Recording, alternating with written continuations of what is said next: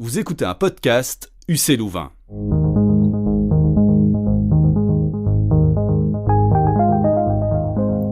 Bonjour tout le monde et bienvenue dans ce tout nouvel épisode du podcast Découvrir la science politique, le podcast lié au cours en ligne du même nom qui creuse les questions politiques avec le regard affûté du scientifique. Je m'appelle Jonathan, je suis assistant en sciences politiques à l'UC Louvain et je vous accueille une nouvelle fois dans les studios de notre belle université pour un épisode qui va se pencher sur le thème des acteurs de la politique, les acteurs du monde politique. On va se donner un peu le temps de la réflexion et voir à nouveau quel éclairage la science politique peut nous apporter pour mieux comprendre ces phénomènes. Alors autour de la table, aujourd'hui nous sommes 4. Il y a donc moi-même et puis juste à ma droite Nathalie Schifino. Bonjour Nathalie. Bonjour Jonathan, bonjour à tout le monde. Comment vas-tu aujourd'hui ? Très très bien. C'est super. Est-ce que tu peux, comme d'habitude, maintenant ça commence à être une habitude, nous dire quand même pour les auditeurs et auditrices qui nous rejoignent aujourd'hui seulement, sur quel sujet tu as l'habitude de travailler ? Absolument. Donc Nathalie Schifino-Leclerc, professeure de sciences politiques à l'UC Louvain. Je travaille sur des questions relatives aux politiques publiques et à la démocratie. Merci Nathalie de nous avoir rejoints. Juste à côté de toi, on a mon collègue assistant Jean Bottin. Bonjour Jean. Bonjour Jonathan. Ça va la forme aujourd'hui aussi ? Super bien. Génial, mais merci de nous avoir rejoints. Comme toujours et comme Nathalie, peut-être est-ce que tu peux nous expliquer un petit peu quels sont tes objets de recherche, tes thèmes de prédilection ? Tout à fait, donc moi je suis assistant et je travaille sur l'institutionnalisation de la participation citoyenne. Donc j'essaye de voir comment les institutions donnent une place aux citoyens nouvelle dans la façon dont elles développent leur politique publique. Et je travaille plus précisément sur comment elles font ça en termes de ressources humaines. Voilà. Merci Jean et on termine le tour aujourd'hui avec une invitée, donc Jean et Nathalie qui font partie de l'équipe pédagogique du cours en ligne Découvrir la science politique, et aujourd'hui on accueille Claire Dupuis. Bonjour Claire. Bonjour. Ça va bien ? Très bien, merci. Super. Ravi d'être là. Nous aussi, tout autant. Claire, tu nous viens de Sciences Po Grenoble, me semble-t-il, avec un petit détour par le Canada également, et tu es aujourd'hui professeur à l'UC Louvain. Est-ce que tu peux nous dire quels sont tes thèmes de recherche de prédilection ? Oui, bien sûr. Alors moi, un petit peu comme Nathalie, finalement, je travaille sur à la fois les politiques publiques et la démocratie, mais avec peut-être des points d'entrée un petit peu différents, puisque moi, je m'intéresse côté politique publique à la régionalisation et au fédéralisme, et ce que ça fait justement à la production de l'action publique.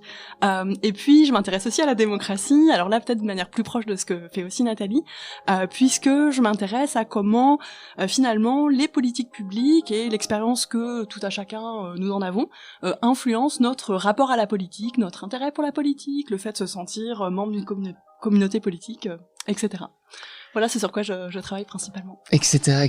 Donc, comme toujours avec nos amis chercheurs ici à l'UC Louvain et ailleurs, beaucoup de thèmes d'intérêt, de sujets sur lesquels vous travaillez. En tout cas, merci à tous les trois de nous avoir rejoints pour partager un peu sur cette thématique, les acteurs du politique, les acteurs du monde politique ou de la politique, qu'on avait un peu envie finalement aujourd'hui de vous présenter avec un angle particulier qui est celui du théâtre de la politique. On parle d'acteurs, c'est pas pour rien, et on peut peut-être commencer par une première question, à se demander finalement qui sont les acteurs du monde politique, qui jouent un rôle dans ce théâtre. Nathalie, peut-être pour replanter le décor, et décor, c'est le terme adéquat dans ce cas-ci, est-ce que tu nous partagerais ce que tu penses de cette question ?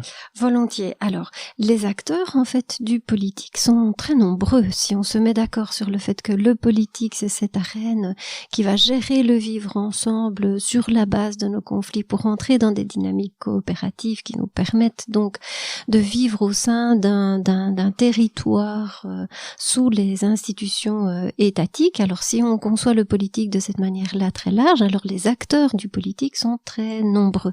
On peut essayer, comme on le fait d'habitude dans le cadre de notre cours de Sciences Po, de simplifier cette réalité très complexe pour nos auditeurs en prenant peut-être des catégories d'acteurs.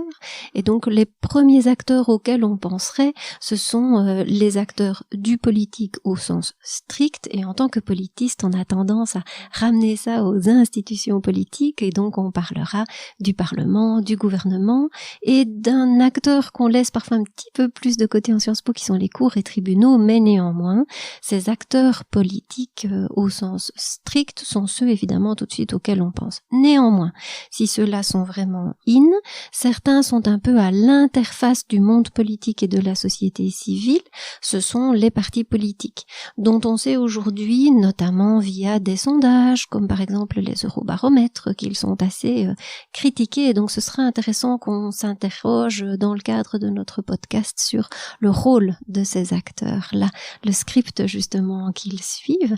Et puis dans la société civile, on a alors deux catégories d'acteurs, les groupes de pression dont on va parler notamment sur la base de l'expertise de Claire, et puis les citoyens. Les citoyens dont on peut se dire que ce sont des acteurs très importants du champ politique défini au sens large comme on l'a fait au début, des citoyens qui se sentent parfois un peu hors de ce monde politique. Et donc c'est pour ça que se dire d'emblée qu'ils sont, oui, effectivement des acteurs, c'est important dans le cadre de notre podcast. C'est ça, parce que tu disais tout à l'heure, tu as parlé des parlements, gouvernements et des cours et tribunaux comme acteurs du monde politique. Puis on parle de société civile, pour être sûr de clarifier un peu, est-ce que du coup nos citoyens, nos lobbies et compagnie sont dans la distribution de notre pièce de théâtre, ou est-ce qu'ils se retrouvent dans le public? Est-ce qu'il faut faire clairement ces distinctions? Tu viens de nous dire qu'ils font partie de la pièce, mais malgré tout, quand on parle de monde politique, on l'oppose à la société civile dans ce cas-ci, si je vous suis bien. Claire, une réaction sur ce sujet? Oui, alors moi je suis tout à fait d'accord avec ce que vient de suggérer Nathalie. Je pense qu'effectivement, les groupes d'intérêt, les mobilisations et les citoyens, qu'ils soient organisés ou pas, font effectivement partie du monde politique. Et peut-être je rajouterais encore d'autres acteurs pour allonger un petit peu la liste, des acteurs qui en fait ont pris de l'importance depuis une trentaine d'années. En tout cas, dans les pays européens, c'est ce qu'on appelle les institutions non majoritaires. Alors, les institutions non majoritaires, c'est un terme un petit peu barbare, mais en réalité, il est assez explicite. Non majoritaire, ça signifie simplement que ce sont des acteurs ou des institutions qui n'ont pas été élus, qui exercent leur charge politique, qui participent à la prise de décision publique, sans être passés par les urnes. Alors, je me permets d'intervenir, Claire, parce que ça m'intéresse. Je connaissais pas du tout ce terme. Hein. Moi, petit néophyte de la science politique, malgré mes quelques années d'études dans le domaine. Pourquoi non majoritaire? Eh bien, je pense que c'est là, en tout cas, moi, c'est le moyen mémotechnique que j'utilise pour me souvenir de ce que ça signifie. Majoritaire renvoie au processus électoral, en fait. Okay. Et donc, non majoritaire signifie que ce sont des institutions et des acteurs qui n'y participent pas et qui en sont donc ceux qui n'ont pas été élus. Et je te laisse poursuivre. Et donc, je vous disais que certains de ces acteurs ont pris de l'importance dans les 30 dernières années, à la fois les agences, qui sont des types d'institutions publiques qui participent à la prise de décision. Alors les plus connus, peut-être en Belgique, sont en tout cas une connue, l'Agence fédérale des médicaments par exemple, qui gère des questions liées à l'autorisation des médicaments, de leur entrée sur le marché public. Il y a aussi les banques centrales qui sont des acteurs très importants, on le sait, hein, puisque par exemple la Banque centrale européenne, elle gère la politique monétaire, et vous savez, on le sait, vous l'avez vu dans vos cours sur l'État, que la politique monétaire et la monnaie, c'est un des piliers de la souveraineté des États. Donc déléguer à une institution non élue la gestion de cette politique, c'est quand même quelque chose qui est assez fort. Et puis il y a les cours de justice aussi qui ont été déjà mentionnés par Nathalie, qui dans certains cas prennent un rôle vraiment central. On dit même, par exemple, pour vous donner un exemple, que la Cour de justice de l'Union européenne, c'est le maître de l'intégration de l'Union européenne. Donc en fait, que ce serait un acteur qui serait complètement pilote du processus d'intégration européenne. Donc j'ajouterais ces acteurs aussi dans la liste. Merci en tout cas pour ces petits ajouts. Est-ce que notre distribution, les listes des rôles de cette pièce de théâtre, hein, donc est terminée, ou est-ce qu'il y a d'autres éléments à ajouter? Jean, Claire, Nathalie peut-être qui... Oui, pour prolonger exactement ce que vient de dire Claire et revenir sur l'étonnement que tu avais, les citoyens, les groupes de pression, mais aussi les parlements, les gouvernements, on parle pas de la même chose. On va peut-être rappeler à nos auditeurs que la Sciences Po est, entre autres, la science du pouvoir. Et que donc ce qui nous interpelle dans cette réflexion sur les acteurs, c'est de se dire qui à quel pouvoir dans notre fonctionnement. Et souvent, on aura tendance à se dire que les citoyens, intuitivement, on va se dire qu'ils ont peut-être moins de pouvoir, et du coup, on va tendance à les mettre plus à la périphérie du système, alors que tout l'enjeu, notamment de la démocratie, c'est d'essayer de les ramener vers le centre. Et donc, c'est pour ça que, d'emblée, on va se dire que on associe un grand nombre d'acteurs, et Claire a chouettement complété toute cette complexité du système pour le réfléchir de manière beaucoup plus complète et le challenger un petit peu aussi. Hein. Et est-ce qu'il faut ajouter également, je ne sais pas si on l'a déjà mentionné, les administrations, les fonctionnaires Tout à fait, je vois Claire acquiesce de la tête. Absolument, oui, je pense que c'est une très bonne suggestion. On sait par tous les travaux justement de sociologie de l'action publique, d'analyse des politiques publiques, qu'en fait, effectivement, les acteurs administratifs, qu'ils soient d'ailleurs des hauts fonctionnaires ou des fonctionnaires de guichet, c'est-à-dire ceux qui seront en interaction avec nous quand on se rend au guichet d'une institution publique, ou les fonctionnaires de rang moyen, on sait que ce sont des acteurs qui participent au premier plan, alors à partir de rôles différents, mais néanmoins directement à l'élaboration et à la mise en œuvre de l'action publique. Donc, merci beaucoup pour la suggestion. Je pense que ce sont des acteurs très, très importants. Merci. Oui, vas-y. Et peut-être encore pour complexifier la réflexion, en tout cas la rendre peut-être plus pertinente et riche empiriquement, exactement. Je me demande si il faudrait pas que nous rajoutions encore à notre liste une catégorie d'acteurs. En tout cas, c'est ce pourquoi plaident certains travaux récents, qui sont les acteurs de marché, les grandes firmes notamment, ou même les marchés financiers. On a certains travaux de sciences politiques qui nous disent que finalement, depuis une trentaine d'années, les gouvernants, bien sûr, écoutent les demandes des citoyens via les élections, via la manière dont ils sont représentés par les partis politiques, les syndicats, les mobilisations sociales, mais qu'ils écoutent aussi beaucoup ces acteurs de marché qui disposent en fait de moyens de pression souvent très forts. On entend parler régulièrement dans la presse de menaces de délocalisation, etc. Et cela amène d'ailleurs certains chercheurs à parler de post-démocratie aujourd'hui, pour qualifier précisément l'importance prise par ces acteurs de marché dans la prise de décision publique. On en parlait justement dans un épisode précédent sur la démocratie, de cette question de post-démocratie. Donc je vous renvoie, chers auditeurs, chères auditrices, à cet épisode pour creuser davantage la question. Il y a certains auteurs qui avaient été mentionnés dans cet épisode. Nathalie, une réaction, je te vois tiquer. Oui, avant de donner la parole à Jean, qui va revenir certainement sur le rôle des administrations publiques et des fonctionnaires, je voudrais rebondir sur ce que Claire vient de dire et qui était extrêmement important pour attirer l'attention de nos auditeurs sur le fait que on va être ici en fait sur une espèce de réalité en 3D. On va développer les acteurs sur 3 dimensions différentes ou sur 3 niveaux d'analyse différents. On aura des individus, donc des vraies personnes, de la vraie vie, comme on l'est ici autour de ce micro, des individus. On va avoir des organisations. On a cité l'exemple du parti politique ou de l'agence administrative. Et puis, on va avoir un niveau d'analyse beaucoup plus macro. Et quand on parle, par exemple, des marchés financiers, on se dit, mais qui sont ces marchés, On se souvient de Smith et de sa main invisible et on se dit, mais qui est là derrière? Et c'est important qu'on se dise qu'on va analyser les acteurs au croisement vraiment de ces 3 niveaux-là, de ces 3 dimensions-là.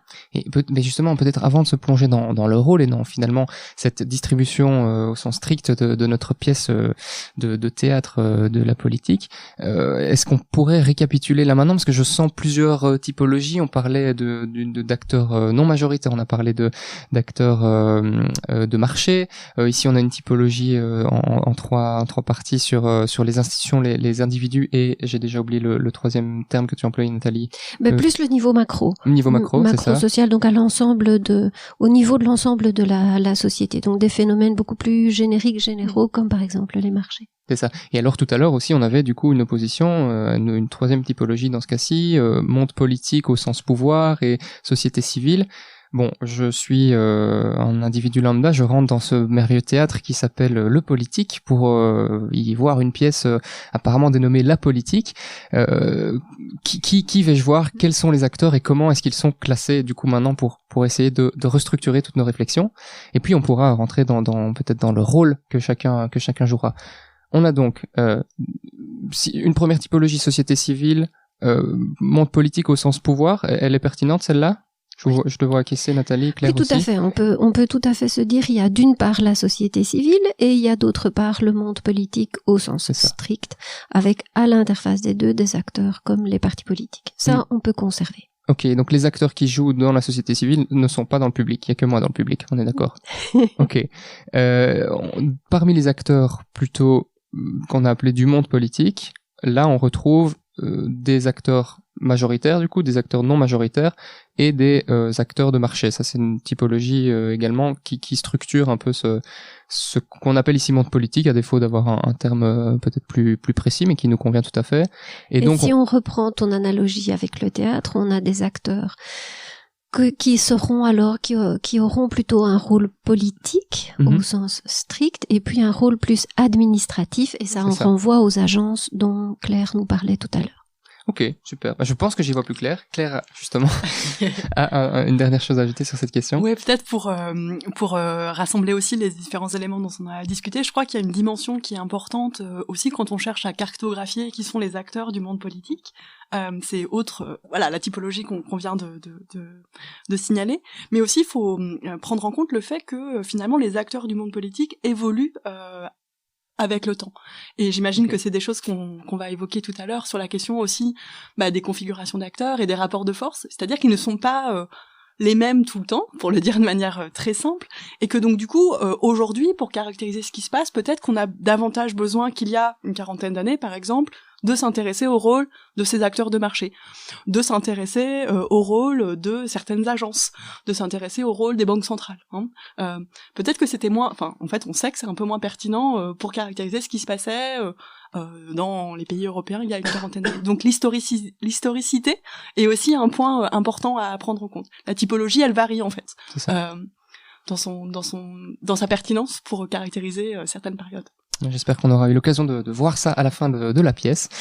Je propose qu'on se plonge du coup dans cette question un peu de la distribution concrète et des rôles que joue chacun. Et alors ce que je constate un peu, c'est que Jean, tu travailles sur les administrations et les citoyens, en tout cas la manière dont les administrations se saisissent des thématiques de participation citoyenne, si je ne m'abuse. Peut-être que tu pourras nous parler un peu plus de ça, Claire, davantage sur les acteurs non majoritaires sur lesquels tu as travaillé, ou les aspects des acteurs aussi majoritaires. Et alors Nathalie aussi peut-être sur d'autres membres de la société civile ou que sais-je. Enfin, en tout cas, sentez-vous libre de toute façon de réagir sur ce que vous voulez, mais peut-être qu'on peut commencer par Jean ici sur le rôle de ces acteurs-là. Donc moi, je voulais commencer par les citoyens, et c'est intéressant ce que Claire dit, puisque c'est important de regarder un peu l'histoire de ces acteurs dans nos démocraties libérales. Les citoyens ont pris de plus en plus de place dans nos démocraties, notamment quand ils sont devenus électeurs et puis quand on a élargi le corps électoral. Et petit à petit, aujourd'hui, on a tendance à considérer que les citoyens doivent prendre de plus en plus de place dans le système politique. Alors, moi, c'est une question que je me pose régulièrement, c'est finalement, est-ce que les citoyens veulent prendre plus de place ? Souvent, il y a un courant un peu normatif en Sciences Po qui a tendance on peut le dire, qui a tendance à considérer que les citoyens devraient, pour que notre démocratie soit saine, de prendre plus de place dans le débat politique, dans la construction des politiques publiques, dans la façon dont les administrations fonctionnent. Et c'est vraiment un questionnement. Est-ce que nous, comme scientifiques, on a un rôle à jouer là-dedans, ou en tout cas est-ce qu'on n'est pas parfois biaisé dans notre volonté de renforcer cette implication citoyenne? Donc c'est une question qui ouvre le débat. Ok, donc le metteur en scène petit à petit donne peut-être davantage de lignes, de textes et de choses à dire à ces acteurs, en tout cas que sont les citoyens. Je continue dans notre petite métaphore, comme ça on est sûr qu'on reste là-dessus. Oui, Claire, un élément de réflexion là-dessus. Ouais, peut-être juste pour rebondir sur ce que Jean vient de dire, que je trouve très très intéressant. Si je me fais un peu l'avocat du diable, peut-être que on pourrait interpréter ces appels à la participation croissante des citoyens dans la prise de décision publique comme une réponse au fait que la participation des citoyens au dispositif classique de démocratie représentative, les élections, est en perte de vitesse assez massive depuis au moins plusieurs décennies. Donc on peut se demander si les acteurs publics n'ont pas imaginé d'autres manières d'intégrer, de faire participer via notamment les dispositifs participatifs liés à des objets de politique publique, pour essayer de compenser le fait que la participation classique des citoyens attendue dans une démocratie libérale via les élections a clairement perdu un peu d'importance. Ton intervention me permettait dans les questions qu'on se pose ici sur le rôle de chacun des acteurs, de se plonger également sur, je dirais, la thématique des ressources ou des moyens qui sont à disposition. On peut peut-être lier les deux questions et se dire, ok, très bien, on a ici, tu nous as parlé des citoyens principalement, ils ont ce rôle à jouer, ce rôle devient croissant, mais de quels moyens disposent les citoyens pour jouer un rôle dans cette pièce? Et alors ici je parle des citoyens, mais on aura l'occasion de parler des autres acteurs également, et à l'aune de cet éclairage également aussi. Jean, tu prolonges la réflexion avec ceci, ou on enchaîne sur un autre acteur? Oui, donc les citoyens d'un point de vue individuel, c'est vrai, donc on a parlé, le moyen le plus évident pour eux de s'exprimer, c'est évidemment le vote. Mais petit à petit, c'est vrai que les démocraties libérales ont pensé à proposer des autres manières d'intervenir dans le débat. Donc on a le droit de pétition. Bon, je reviens un peu sur les classiques, mais c'est important quand même de les mentionner. On a le droit de pétition qui est garanti constitutionnellement en Belgique. On a toute une série de mécanismes comme cela. On a la possibilité de saisir. Donc je pense essentiellement au droit de pétition en l'état, mais est-ce que vous voyez d'autres choses? Mais la Sciences Po, puisque c'est quand même ce qui nous réunit autour de la table, à partir des éléments de vote, de droit de pétition, que Jean mentionne maintenant très à propos, a essayé un peu de répertorier l'ensemble des ressources qui sont à la disposition des citoyens. Il y a de très chouettes, très intéressants travaux qui ont été menés à bien au XXe siècle à ce sujet. Et pour ne citer que 2 auteurs, on a par exemple Alan Marsh, dont le titre du livre Protest and Political Consciousness dit bien ce que ça veut dire. Les citoyens peuvent aller de la conscientisation politique qui va les amener par exemple à signer une pétition en ligne, comme le dit bien Jean, à protester en allant jusque la révolution. Et Alan Marsh répartit sur 4 seuils l'ensemble des ressources finalement dont disposent les acteurs pour intervenir en politique, puisque c'est l'objet de ta question, Jonathan. Et donc on peut manifester, on peut boycotter, on peut décider de ne pas acheter un produit parce que par exemple on voudrait qu'il soit plus clean ou plus green qu'il ne l'est actuellement. Ça va certainement parler à pas mal de nos auditeurs. On a aussi un autre auteur majeur en Sciences Po du XXe siècle qui est Charles Tilly, qui dans son bouquin De la mobilisation à la révolution, en anglais, From Mobilization to Revolution, a bien montré aussi que, et il faisait une analogie avec le théâtre, Jonathan, ça va te plaire, les acteurs ont des répertoires différents d'une période à l'autre dans lesquels ils puissent pour pouvoir agir. Donc de la révolte paysanne aux grèves des ouvriers, au forum aujourd'hui altermondialiste, on puise dans différents répertoires. Petit clin d'œil à nos amis américains, Tilly écrivait dans ce bouquin-là que par exemple, le piratage et notamment la prise d'otages d'avions n'était pas dans le répertoire des Américains. Et si on relit les attentats, notamment du 11 septembre 2001 à cette aune-là, on sera bien intrigué de voir ce que nous avons intuitivement, spontanément à disposition pour agir dans le champ politique. Merci pour ces quelques éléments, Nathalie. Je propose qu'on restructure un peu les choses, en tout cas pour bien pouvoir séquencer un peu notre analyse et que les auditeurs puissent nous suivre. Reprenons peut-être avec Claire un des premiers acteurs qui prend la parole dans notre pièce. On va dire à tout hasard le Parlement. Voilà. Quel rôle joue-t-il et quelles ressources ou quels moyens a-t-il à disposition? Oui, alors ça c'est effectivement une question importante qui a à voir avec les institutions politiques formelles.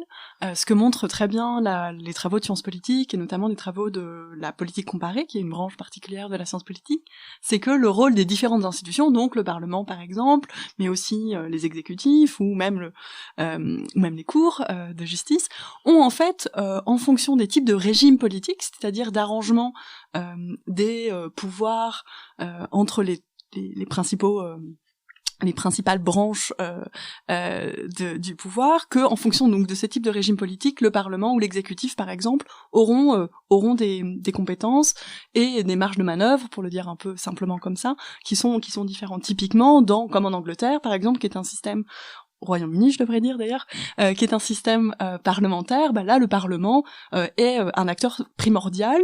On sait que le gouvernement en fait, naît du Parlement. Ce sont les parlementaires qui montent au gouvernement. Dans d'autres types de systèmes politiques, par exemple un système quasi présidentiel comme le système français, on sait que l'exécutif est plus fort que le Parlement.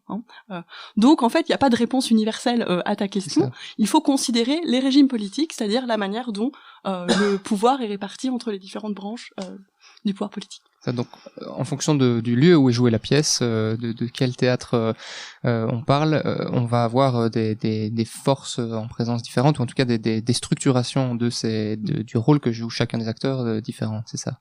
Ok.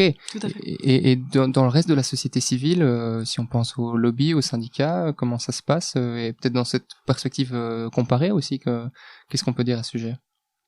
Alors, il apparaît assez évident de tout ce qu'on vient de dire jusqu'ici que les acteurs politiques au sens strict, Parlement, gouvernement, donc Claire vient bien de nous parler, détiennent évidemment le maximum de ressources pour imposer des décisions publiques. Et donc, on va se dire, ce sont les acteurs les plus importants dans le champ politique. Ok, on va être tous assez vite d'accord là-dessus.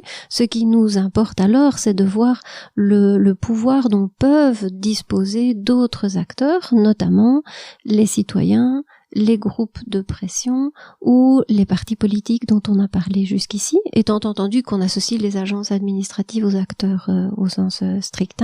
Alors, si on revient sur les citoyens et les groupes de pression, on a des auteurs américains, par exemple Gilens et Page, qui ont publié un très bon article basé sur des statistiques. L'article date de 2014, il reste quand même très intéressant et relativement pertinent aujourd'hui. Ils ont publié ça dans une bonne revue qui dépend de l'association américaine de Sciences Po, qui est excellente. On peut vraiment se fier sur leurs résultats et sur le processus de peer review. Et Gilens et Page montrent notamment que les acteurs qui influencent le plus les décisions publiques, outre évidemment les acteurs au sens strict, Parlement et gouvernement, ce sont les groupes de pression, principalement dans le secteur des politiques publiques économique. Ça fait écho à ce que nous disait Claire tout à l'heure sur les marchés financiers. Ils essayent de voir dans quelle mesure les citoyens influencent, des groupes influencent, dans quel secteur ces groupes se situent, et leurs conclusions sont assez claires à cet égard. Donc les décisions publiques rencontrent moins les préférences des citoyens individualisés que les citoyens organisés en groupes de pression, et que, a fortiori, les groupes de pression de type économique. D'accord. Donc là, on est un peu sur un aperçu un peu tranché, mais c'est parce que tu nous invites un petit peu sûr. à clarifier les choses.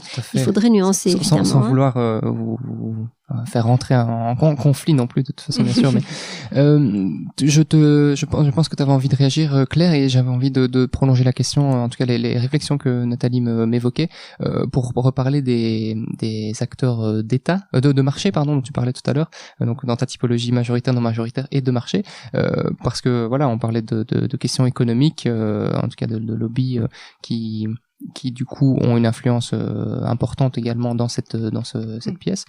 Qu'en est-il d'acteurs comme les banques centrales, etc., dont tu parlais? Et peut-être également tu voulais réagir sur d'autres choses, donc vas-y. Oui, peut-être pour faire la suite, pour rebondir directement sur ce que Nathalie vient très justement de dire.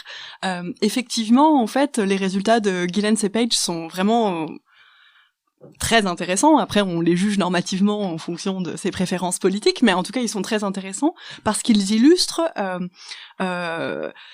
une spécificité du cas américain, ou en tout cas des types de cas comme les États-Unis, où ce qu'on appelle en sciences politiques les systèmes d'intermédiation, c'est-à-dire la manière dont, en gros, les acteurs étatiques, les acteurs publics, sont en interaction avec les acteurs de la société civile, ici entendus comme à la fois les acteurs de marché, mais aussi les syndicats et tous les acteurs qui les représentent, donc les interactions entre État et société civile. Ces systèmes d'intermédiation, en fait, sont différents, peuvent être différents, varient d'un type d'État à un autre.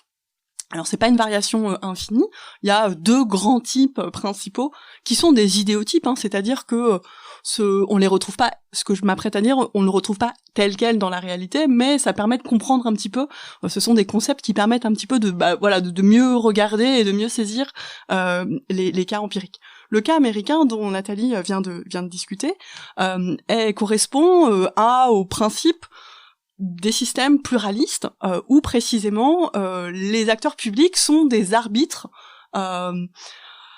des positions qui sont prises par les différents groupes d'intérêts qui du coup représentent plusieurs types d'intérêts au sein de la société et du marché. Et dans ces systèmes pluralistes, en fait, l'État est vraiment un arbitre, et pour s'assurer que l'équilibre va se faire correctement, il y a tout un système de contrôle et de contre-pouvoir, les fameux checks and balances, qui permet d'assurer que finalement les équilibres, les intérêts s'équilibrent. Dans d'autres cas, comme par exemple le cas de la Belgique, le système d'intermédiation entre État et société fonctionne différemment. On dit qu'il renvoie à un système néocorporatiste, où là, en fait, le principe est très différent, puisque dans ce cas-ci, l'État ou les acteurs publics délèguent à certains acteurs, à certains groupes particuliers, la gestion de certains secteurs de la société, en échange de leur participation à la prise de décision publique. Donc là, c'est pas, il n'y a pas une diversité de groupes, il y en a quelques-uns qui ont une capacité à organiser certains secteurs de la société et à participer du coup à la prise de décision publique. Des exemples de ça peut-être ? Par exemple, le système social est géré avec ce qu'on appelle les partenaires sociaux, donc qui représentent les employeurs et les employés. Alors il y en a une diversité évidemment, et les politiques publiques relatives à la protection sociale sont co-gérées, coproduites dans ces interactions avec les acteurs publics et les syndicats, ici dans ce cas particulier, les partenaires sociaux. Oui. Donc il y a des institutions qui structurent ces relations entre État et société. Super. Jean voulait réagir aussi tout à l'heure. Oui, tout à fait. Donc, on a mentionné en début de podcast le monde judiciaire. Et en réalité, il y a souvent des contacts entre, d'une part, les parlements, les gouvernements et le monde judiciaire qu'on oublie. D'abord, en amont, avant d'adopter une législation, on sait que, typiquement en Belgique, certains cours et tribunaux sont consultés, notamment le Conseil d'État, qui est consulté, qui doit rendre un avis juridique avant toute proposition de loi, avant la discussion de toute proposition de loi au Parlement. Donc ça, c'est en amont, puisque effectivement, pour être élu, il n'y a pas de compétences spécifiques qui est demandée, même si les élus peuvent s'entourer. Tous les élus ne sont pas juristes, et donc c'est important qu'il y ait des contacts entre ces deux mondes. Et donc là, on est en amont. Et en aval aussi, et là, ça devient très important, puisqu'on donne un pouvoir important aux juges, les cours suprêmes des différents États, et donc en Belgique, on a la Cour de cassation, la Cour constitutionnelle, mais plus spécifiquement sur la Cour constitutionnelle, ont de plus en plus un rôle politique, et notamment en Belgique, on se rend compte que parfois certaines lois étant adoptées rapidement, ou en tout cas étant peut-être un peu plus pauvres juridiquement, et c'est pas moi qui le dis, c'est plutôt des constitutionnalistes spécialisés dans le domaine, on se retrouve avec énormément de débats qui ont une portée plus politique qu'avant, devant des cours constitutionnels, et donc les juges ont aujourd'hui un rôle important en matière de défense de l'état de droit. Au sein des parlements, il y a également des députés qui sont chargés de faire le suivi de toute une série d'arrêts importants qui sont rendus par ces cours et tribunaux, qui n'ont une valeur que pour la personne qui a attaqué une législation spécifique. Et donc, eux, leur job, c'est de faire le suivi au niveau du Parlement pour dire, OK, il y a des législations qui doivent évoluer aujourd'hui, qu'on a adoptées il y a longtemps, ou peut-être pas très longtemps, mais qui sont en contradiction avec nos valeurs fondamentales, avec d'autres normes qui sont adoptées aussi à d'autres niveaux de pouvoir. Okay. Et donc, il y a des interactions qui sont de plus en plus fréquentes entre ces différents mondes. On parle d'interaction. J'ai envie petit à petit qu'on glisse vers une question importante aussi, je pense, dans cette pièce de théâtre. Comment finalement tous ces acteurs du coup dialoguent quels sont concrètement, comment se passent ces interactions, et qu'est-ce qu'il est écrit dans les didascalies de notre pièce pour permettre à ces acteurs de travailler ensemble finalement. Il y a peut-être un premier élément, et ce que Johan vient de dire est extrêmement important à cet égard, c'est le fait que depuis qu'on a commencé ensemble à parler des acteurs, on s'est situé quand même dans un contexte assez occidental, voire même assez européen, et d'un régime démocratique que Claire a rappelé tout à l'heure. Et je pense qu'il faut bien qu'on se dise que ce dialogue se check par les institutions judiciaires notamment, y compris par rapport au fait que les acteurs respectent les règles du jeu, c'est possible dans le cadre d'un régime démocratique. Et donc, ce que l'on constate aujourd'hui à échelle de la planète, c'est-à-dire un ensemble de mobilisations citoyennes, un ensemble de mouvements sociaux qui contestent notamment les institutions politiques, y compris celles qui sont autoritaires, ne doit pas nous échapper. C'est quand même bien qu'on le garde ici dans le cadre de notre réflexion dans un coin de la tête quand même. Hein. Merci pour C'est cette un premier clarification. élément. Tout à fait. Et donc, je vous relance avec cette question du dialogue entre nos acteurs politiques. Voilà, on parle Jean, tu parlais des interactions entre finalement le côté judiciaire et le côté politique. Donc, cette séparation des pouvoirs, oui, mais une interaction malgré tout. On parlait des acteurs de marché qui ont une influence, du Parlement, du gouvernement. Comment est-ce que ça se passe de ce point de vue-là entre ces différents acteurs? Bah, je pense qu'il y a une double réponse peut-être à ta question. Le premier élément, c'est que dans les démocraties établies existent des moments qui sont prévus par les institutions ou des dispositifs qui sont prévus par les institutions pour que différentes catégories d'acteurs discutent. Tu parlais des partenaires sociaux, voilà. il y a des les élections, prévues, typiquement, c'est une manière de collecter les préférences des citoyens et ensuite d'en tirer les conséquences pour former des gouvernements et élire des acteurs parlementaires. Après, il y a d'autres moments, et en ce moment, dans différents pays européens et venant de France, je pense au mouvement des Gilets jaunes, il y a d'autres moments qui sont pas prévus, où il y a quand même quelque chose qui se passe. Et pour ça, la science politique, c'est une discipline qui est, je trouve, alors évidemment, je prêche un peu pour ma paroisse, qui est quand même très bien équipée pour rendre compte de tout ça, puisque, en fait, on est capable... les travaux, cumulativement, sont capables de rendre compte à la fois de ces moments qui sont prévus, des institutions qui existent, de la manière dont, de manière stabilisée, certains acteurs discutent ensemble. Par exemple, tu rappelais l'exemple des partenaires sociaux dans le cas des institutions néocorporatistes de la protection sociale, ou des élections, par exemple. Mais la science politique, donc elle est capable d'expliquer les structures, ce qui est stable, les régularités. Mais elle est aussi capable, alors même si c'est un peu plus compliqué, d'expliquer, en fait, ce qui se passe quand finalement la feuille de route institutionnelle n'est plus respectée, c'est-à-dire quand ce qu'on appelle en sciences politiques, un concept un peu compliqué, même si en réalité il renvoie à quelque chose de simple, c'est la capacité d'action, l'agent, je suis jamais sûre de la manière de le dire en français. Agentification. Ouais, c'est ça, exactement, des acteurs rentrent en compte, c'est-à-dire quand il y a la protestation, il y a la mobilisation, il se passe des choses qui sont pas exactement ce que les institutions prévoient. C'est pour ça que la science politique est intéressante, parce que elle permet d'étudier les deux bouts, à la fois la structure, mais aussi l'agentification, la capacité d'action en fait des acteurs. C'est là qu'on Parlons-en justement, pardon, si tu peux me permettre, Nathalie, ces mouvements sociaux, ces protestations, ces mobilisations, est-ce qu'il y a un problème dans le script ou pas, je ne sais pas. En tout cas, comment est-ce que la science politique explique du coup ces moments imprévus de prise de parole dans la pièce de théâtre qu'est la politique de ces acteurs particuliers? C'est là qu'on retrouve, Jonathan, les trois niveaux d'analyse dont on parlait tout à l'heure, le macro, le mezzo et le micro. Et pour revenir à la question que tu nous poses à l'instant, c'est très important qu'il y ait en fait ces éléments disruptifs. Et c'est là que la démocratie va montrer qu'elle est à l'œuvre, c'est qu'elle va pouvoir, avec toute la plasticité qui est la sienne, encaisser la sortie de route par certains acteurs et a fortiori par les citoyens, par les mouvements sociaux, par les mobilisations sociales.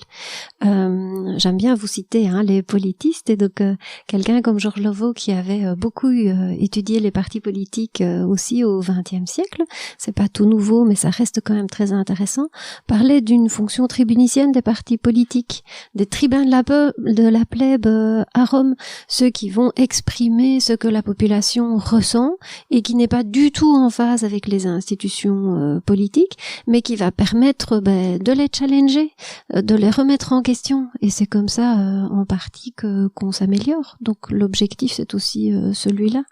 J'ai quand même alors une question pour préciser ma question précédente, une question un peu provocatrice d'une certaine manière. Est-ce que dans le cas où on parle de mobilisation sociale et de protestation parfois violentes, Comment ça se fait qu'on en vient à ça et que ces mobilisations existent? Qu'est-ce que la science politique nous dit de ça? Sachant que du coup, ça n'a pas été écrit dans le script de notre pièce, visiblement, si c'est imprévu et que la science politique les qualifie comme telles. Bah, peut-être que pour rebondir sur ce que disait Nathalie, on peut apporter, il y a au moins 2 ensembles de réponses auxquelles je pense maintenant. La première, c'est on a tout un ensemble de travaux sur les révolutions, par exemple, qui nous disent que la question des inégalités sociales, des inégalités économiques, c'est quelque chose qui clairement nourrit la mobilisation, y compris quelquefois violente, des citoyens plus ou moins organisés. Et puis il y a toute une variété d'autres explications des révolutions. Après il y a aussi une autre explication qui peut-être a à voir avec la fonction tribunicienne des partis politiques que Nathalie mentionnait. En tout cas pour ce qui est de la période la plus récente, la période la plus contemporaine, on peut s'interroger sur l'effectivité de cette fonction tribunicienne des partis politiques. Est-ce que les partis politiques sont toujours capables précisément d'exprimer les demandes, de prendre en charge les préférences politiques des citoyens? Et on parlait tout à l'heure des taux de participation aux élections qui, dans les pays où ce n'est pas obligatoire, donc pas en Belgique, mais dans d'autres pays voisins, comme en Allemagne par exemple, même en Angleterre, en France, la liste est longue en fait. On a parlé du fait que ces taux de participation déclinaient. C'est ça, exactement. On voit aussi l'émergence d'autres types d'acteurs politiques, comme par exemple en Espagne Podemos, qui est un type de parti très particulier, qui est on dit un parti de mouvement, c'est-à-dire qui vient d'un mouvement social, qui s'est structuré à un moment donné, qui s'est présenté aux élections, mais qui est pas du tout un parti classique comme pouvaient l'être les partis communistes par exemple dans l'histoire européenne, ou les partis chrétiens-démocrates, ou tous les autres partis établis. Donc on peut expliquer, en tout cas aujourd'hui, si je reviens à l'importance de l'histoire pour expliquer les phénomènes politiques, aujourd'hui il y a peut-être quelque chose qui se joue dans la capacité des acteurs qui traditionnellement doivent représenter les préférences et les demandes des citoyens que nous sommes. Quelque chose qui se joue là, c'est-à-dire une moindre capacité à représenter, ou en tout cas les citoyens ont l'impression d'être moins bien représentés, ce qui les amène à peut-être s'exprimer autrement et à chercher d'autres modes d'action que ceux qui sont classiquement prévus par les démocraties libérales. On pourrait renvoyer nos auditeurs au podcast sur la démocratie, qui traite aussi de ces questions-là. Mais ce que Claire dit, ce sur quoi tu nous interroges, Jonathan, ça nous ramène aussi aux questions de la philosophie politique, de pourquoi on a besoin de politique. Un groupe d'amis qui est spontanément d'accord, il n'a pas besoin de politique. On a besoin de politique depuis l'histoire de l'humanité, parce que fondamentalement, on est en tension et qu'on essaye de réduire ces tensions pour instaurer des mécanismes de vivre ensemble, mais ça n'est absolument pas linéaire, continu et complètement stable, et donc il y a des ponctuations de manière répétitive, et ça participe de la dynamique sociale en fait. Il faut qu'on garde toujours ça aussi un petit peu dans un coin de la tête. Tout à fait, parce que finalement, depuis le début de cet épisode, on parle d'une pièce de théâtre, mais on n'a même pas encore mentionné le sujet de cette pièce, et c'est notamment ce que tu évoques ici, la prise de pouvoir, les décisions à prendre pour structurer et organiser la société, et les tensions que ça peut susciter chez tous ces acteurs, finalement, qui cherchent chacun à défendre leur position, aussi diverses soient-elles. Je vois que le temps avance, ça fait déjà une bonne demi-heure et même plus qu'on discute. Je ne sais pas s'il y a un mot de la fin à ajouter sur ces questions, si chacun d'entre vous en tout cas veut rajouter quelque chose. Je vois que Nathalie acquiesce de la tête, peut-être. Tu nous demandes toujours de terminer, oui, avec un petit mot de la fin, et donc juste peut-être ceci pour qu'on continue tous à réfléchir. Une des premières choses que font les régimes autoritaires et totalitaires quand ils s'installent, c'est cadenasser les acteurs, éviter justement qu'ils se mobilisent, et donc tant que dans un régime politique des acteurs pluriels, complexes, ont la possibilité, ont les ressources de se mobiliser, eh bien on peut se dire que le système fonctionne. Eh bien super, ce sera le mot de la fin. En tout cas, on n'aura pas l'occasion aujourd'hui de prolonger davantage les discussions, mais on vous invite bien sûr à le faire chez vous en débattant entre vous. Et puis peut-être une question qu'on n'a pas évoquée également, reste à savoir finalement qui est le metteur en scène de cette pièce de théâtre, et ça je vous laisse y réfléchir de votre côté. Merci en tout cas Claire, Jean et Nathalie de nous avoir rejoints. Merci à tous les auditeurs et auditrices pour votre écoute, et à très bientôt.